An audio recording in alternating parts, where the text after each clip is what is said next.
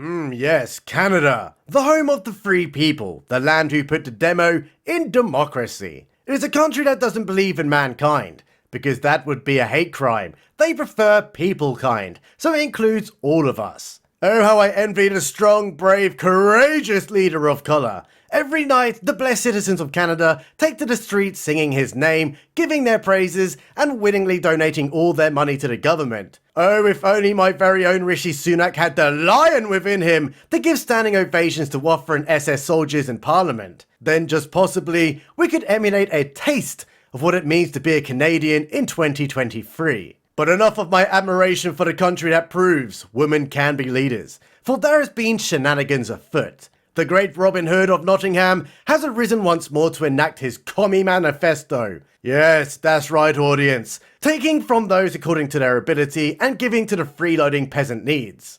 But wait a minute, that isn't Robyn Hood, because that guy was a white bloke from England. That's a female of power. Ah, I see. This is the age of the modern audience, so it's now Robyn with a Y. And she's part of a social justicing hip-hop group who protest the totally evil social injustices. So basically annoying whingers of the internet then. Show begin, and here we are with a mysterious fox lady who's recording a music video in downtown Canada. And it's happening in a building that they're not meant to be in. So she'd better watch the duck out, because here comes those totally evil policemen. So those cops get busting in shouting, "We're the police and this is private property, so we can do what we want."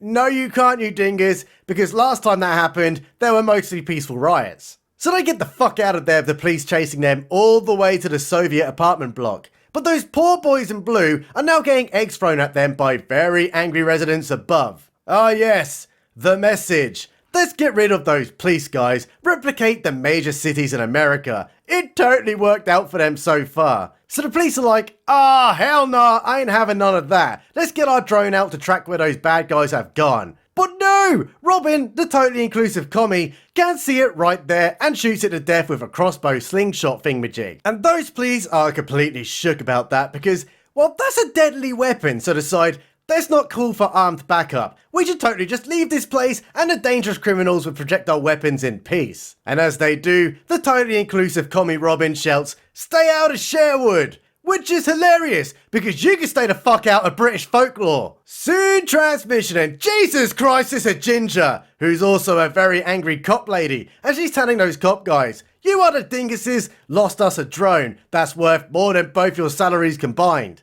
Drones aren't really that much, my dear, so you're either committing modern day slavery by grossly underpaying your employees, or you're doing a Diane Abbott mathematics. Yeah, if you're British, you'll get that one. Totally smart policeman goes, "Alright, you stuck up bitch, you give me a whole load of backup and we'll go head down there again and we'll find those commies and we'll get back our drone all in the same day." But angry cop lady says, "No way, those people down in Sherwood, they don't speak to cops, so it's pointless." Okay, so what the fuck are they meant to do then? But shut up right now, everyone. Angry Jins just kicked that white guy in the nuts, which is lucky, because if she hit the other guy, then that would have been a hate crime. Flip-flop, here we are with commie Robyn and her sister, who is also a professional protester. And she's just finishing up her sign that says, "Feed people, eat rich." That reminds me of the olden days, when the Bolsheviks convinced the peasants to kill all the kulak farmers for being moderately wealthy. Oh yeah, and then 6 million Ukrainians died of starvation.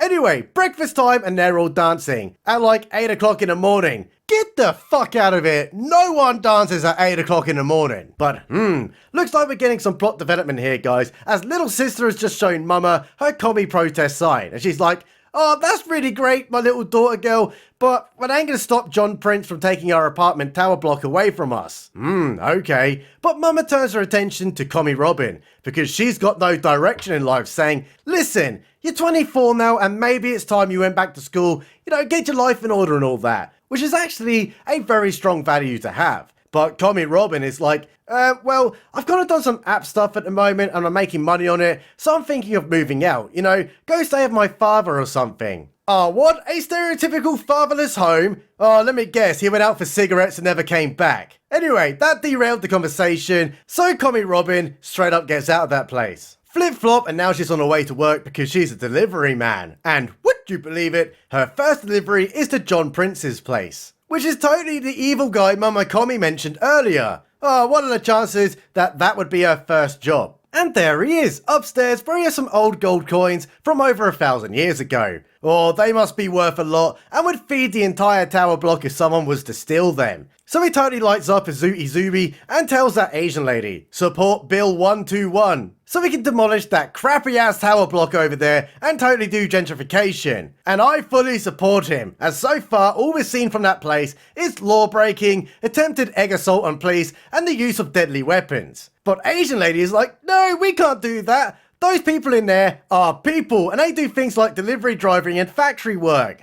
Says John Prince. But the town over has loads of smart people who want to do the work, and they are very highly qualified. But they cannot afford to live in that town. So if we make ours affordable, then they will come work for us. It's like, again, stop selling it to me. Where do I sign up for Bill 121? But hold those telephones, guys, because here comes his son, Hunter Biden. And he has definitely used his business account to pay for that date over there. And John Prince is like, what the hell are you doing? Oh, if you bring some more gutter trash into my office again, I will throw her out the freaking window. Oh, my sweet baby Jesus, he is so freaking cool. Which is probably not what the writers intended. Hunter goes downstairs where there's a package waiting for him. And hey, it's Commie Robyn delivering it. Sadly though, those shoes he ordered are made out of leather, and that's not what he ordered. So he tells her, take them back. Man, he must have been high or something when ordering shoes because, well, it clearly states what the bloody material is. But fuck my ass! A random protest has just broken out downstairs. And look,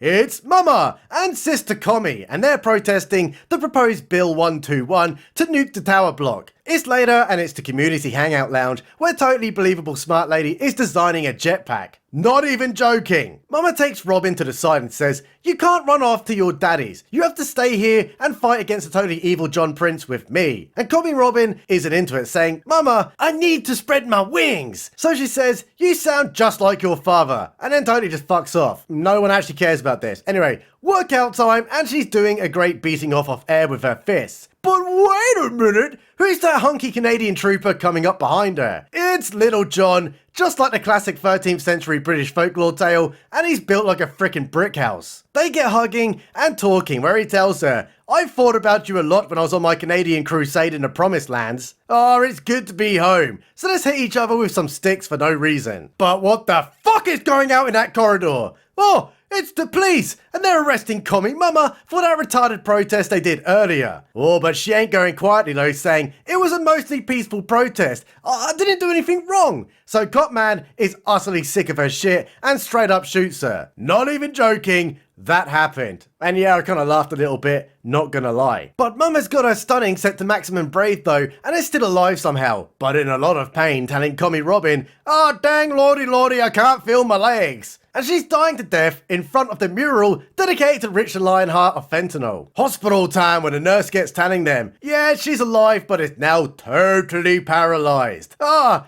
will she protest now? But hold this shit on, she's been shot, she's been paralyzed, she's in a lot of pain, and they handcuffed her to the bed. Yeah, it totally makes sense. And if you look at the door, here comes Corporal Menopause, where Commie Robyn is like, oh, you handcuffed my mum, you're totally oppressing her. This dingus, says Angry Cop Lady, protested mostly peaceful and is now under arrest so you could bugger off. They go home and are totally mad about it. Then there's a knock at the door. Who could that be? Is it the fair maiden Marion? Definitely not.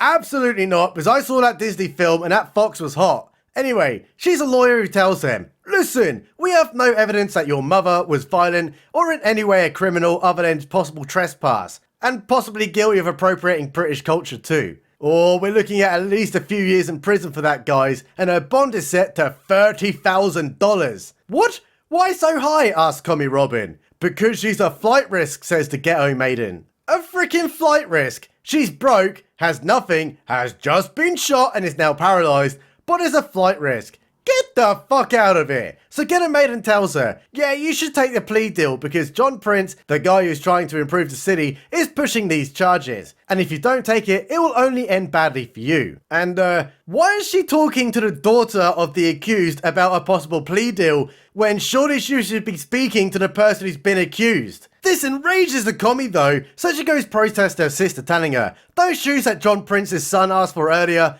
which were in leather, I'm going to glue fabric on them and then pretend that they're new shoes so I can totally re-deliver them and go talk to John Prince. She heads up to the crib where she meets Hunter Biden, who's like, "Hey, nice to see you again. I'll take you on a tour for some kind of reason. Look over here. Here's a bunch of really expensive coins. And they're solid gold. Boy, I do hope no one steals these." But wait a minute, here comes John Prince, and he's on the phone saying, "Oh man, we need to stop that commie mom from telling her story to the press because, like, shooting her was probably a bad idea." Let's head back to Scumbag Tower where Commie Robyn is telling her inclusive friends what her plan is. "Oh, I've stolen Hunter Biden's building pass," which was on his laptop, "and we're gonna steal those gold coins so I can pay my mama's bail." But very smart jetpack lady says, "We can't just go sell those things. It'll be pretty bloody obvious if we try to, as there'll be headline news." But here comes little John, who's like, "Oh, I heard you're gonna go steal stuff from John Prince. Yeah, I'm in, let's go do it." Heist planning time where Afro Man, Little Tank John, the Jetpack Lady, Will Smith's son, and Commie Robyn get working to figure out how they're going to do it. Afro Man says to Commie Robyn, "Luckily, I'm a hacker, so I'm going to hack that drone that the police left in the opening scenes with military-grade equipment that I have for some kind of reason, with subdermal implants in my hands so it looks like I'm typing in air." Oh man, this is so stupid. Who wrote this crap? Anyway, heist begin, and here they come with their neon masks. Yeah, when going to break into somewhere, you totally put masks on with freaking lights. They get into the car park beneath the building and send a drone up with clearly visible lights on to stake out the rooms. Seems no one is in there, so they get into the building and heading up for those special coins. But oh no! Conveniently, it was the precise time that John Prince and the angry Ginge lady just arrived back. That was very inconvenient. They get hiding in the dark with the freaking neon lights on, while the totally evil but not really evil guys get walking through the room and into another one. Perfect opportunity to get stealing the gold coins now, isn't it, Commie Robyn? But oh no! Opening the latch to the coin case was really loud, and it alerted angry cop lady, who comes in with her gun ready to commit another hate crime. Oh man, imagine going to steal something and being really loud about it. Angry Ginge tells her, "Take that stupid mask off." But hold on, what's going on outside? It's the drone, which shines a slightly bright light into her eyes that immediately does plus 10 retina damage, allowing Little Tank John enough time to take the gun off her. So it's time to grab the pool cues, guys, and get the fighting. Yes, very intense fighting. But luckily Commie Robyn has so much stored up oppression that she's able to use her thunder fist to take down John Prince and choke that bitch out. And then grabs a bow and arrow, holding up the evil Ginge lady. They get to escaping. But what do they escape in? John Prince's Rolls Royce, because they held up an innocent security guard who was just trying to do his job. They take those wheels to a body repair shop because they're going to break him down into parts so they can sell it on the black market. Well, it was all a success, guys, and they've sold all the parts and they've posted Mama's commie bail. And here's the evil Ginge asking Ghetto Marion, "How did that broke-ass family, who are also a flight risk, pose bail?" Good question. Someone should subpoena their tax returns. Hospital time where Mama tells Commie Robyn, "A rich man did this to me to get me out of the way because he was rich and he hated me protesting." That's so sweet. But boy, I sure hope all the actors, writers, and directors in this show evenly distributed their earnings from it, or there'll be a bunch of fucking hypocrites. Episode finish. Yeah, it was everything I expected it to be. Utter intersectional commie garbage with racialized trash that makes Martin Luther King spin in his grave so fast that we have now got perpetual motion. Big shout out to our Patreon boys and guys, Taylor J, Stephen P, The Mighty Pen. Subscribe button. Is always right.